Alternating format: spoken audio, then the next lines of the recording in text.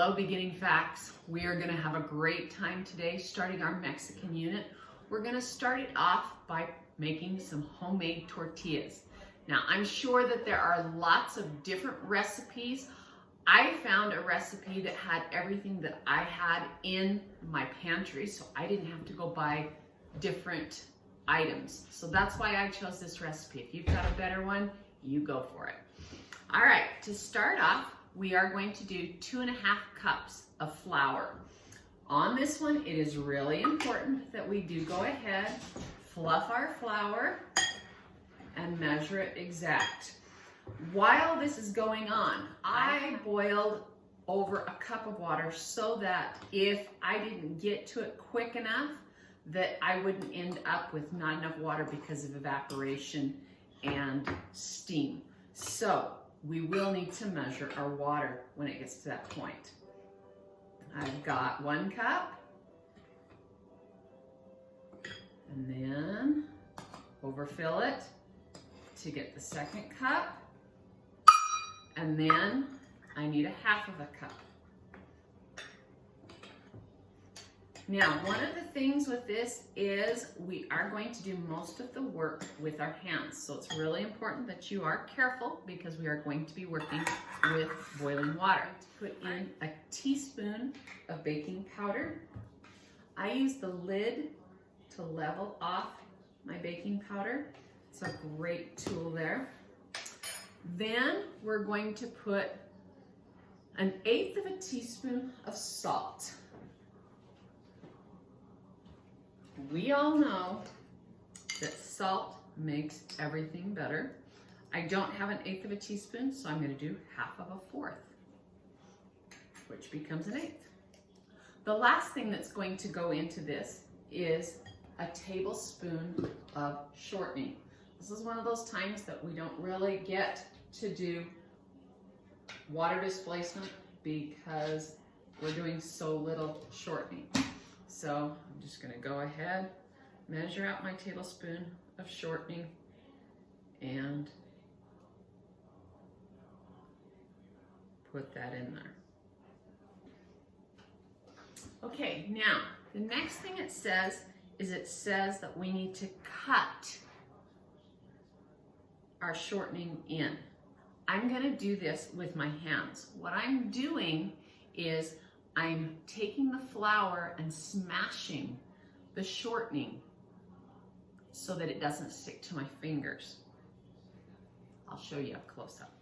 All I'm going to do is I'm going to take that shortening and I'm going to work it into the flour. What I'm looking for is getting little teeny tiny pieces of shortening worked all the way through that flour instead of great big huge chunks. I want that shortening in there so that all of my tortillas have an equal amount. When I do add the hot water, it will help to melt that shortening and continue it throughout the rest of the mixture.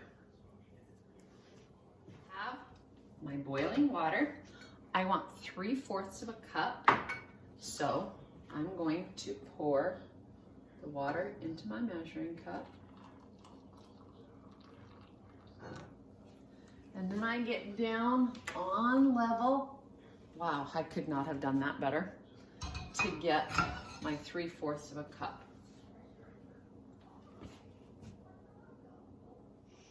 Now I'm going to slowly add the water to my flour mixture. At the beginning, I'm going to mix with a fork because it is boiling water and I don't want to burn myself. As that water cools down a little bit, I'll add a little bit more. Then I'm going to start working with my hands.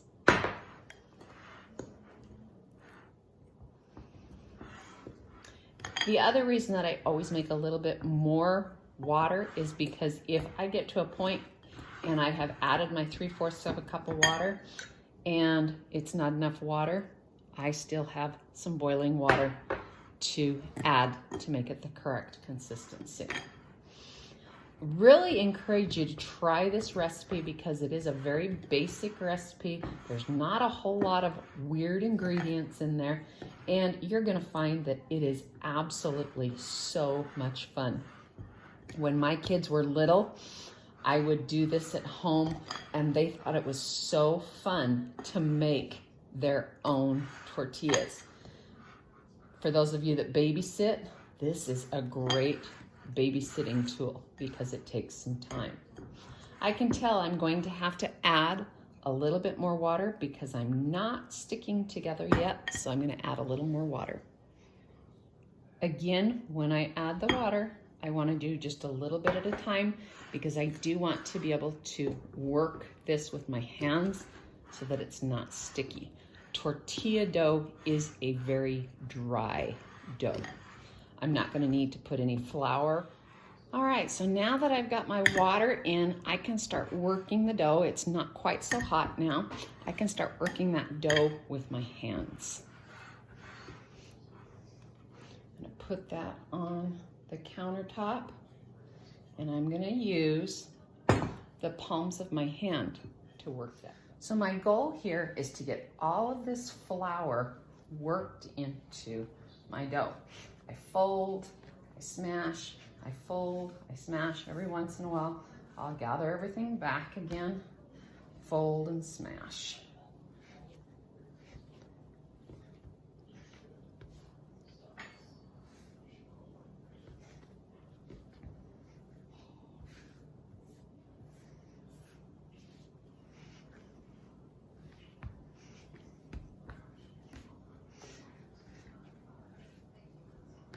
Got a nice soft dough now that works really good. It's not sticking to my countertop, but it's all sticking together. Now, once I knead this, and that's what it's called, knead, K-N-E-A-D. Once I knead this until it's smooth and nice and together, then I'm going to put a little bit of oil on it and stick it in a bowl and let it just rest. Oil it up and let it rest for 10 minutes. I'll go set the timer. Okay, the dough has rested for about 10 minutes. So the next step is we are going to be taking that dough and making it into about golf ball size balls.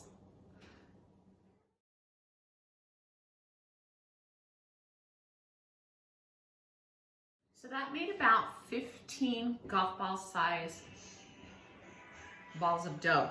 I'm gonna take and I'm gonna roll them out and turn them into tortillas. Now, here's the thing.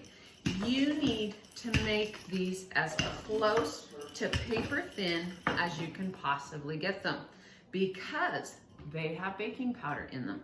And so when you cook them, when you add that heat to cook them, you are going to get a fluffier tortilla. My OCD-ness, and you know that if I don't have a perfectly round tortilla, that it's gonna bug the heck out of me.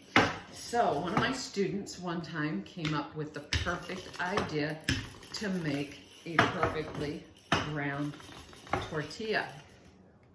They got a small plate and the pizza cutter, or in this time, it would be called the tortilla cutter. They rolled their tortilla out to the paper thin. Looks like I need one more flip. Get it just a little bit thinner.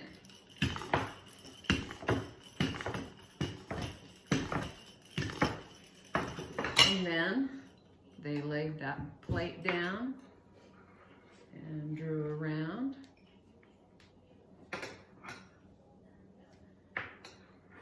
And got a nice shaped tortilla, and I just stuck a fingernail in it. So I've got a beautiful round tortilla. If you're gonna do that, you probably have to make a little bit bigger balls, so you might be around 12 tortillas instead.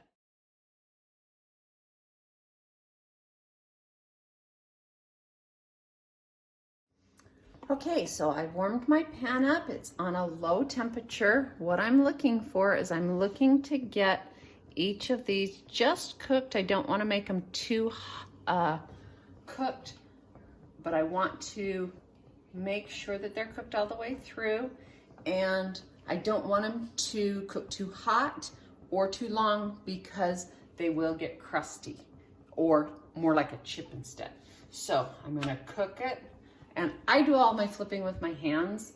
I wanna get just a teeny tiny bit of brown, and so I will turn it up a little bit. One of the most important things to teach is how to say the word. Remember that that double L makes the Y sound. It's not tortillas, it's tortillas. Remember from quesadillas? It was really, really important that you learned how to say quesadilla correct. Just as important now that you learn how to say tortilla correctly.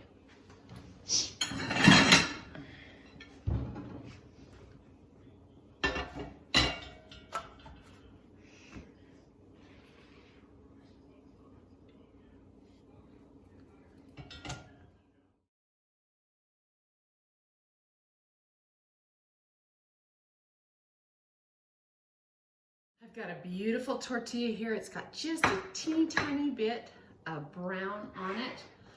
I'm gonna decorate this up. The way I like my tortillas is I like a little bit of butter on it. Look at that melt. And then I sprinkle a little bit of sugar.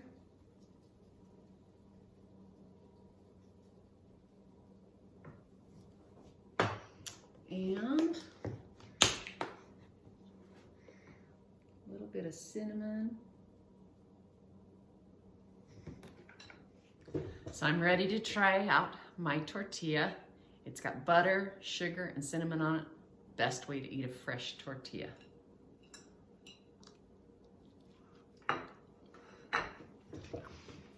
Tender, light. Come on up here. I'll even share it with Robin. Bon appetit.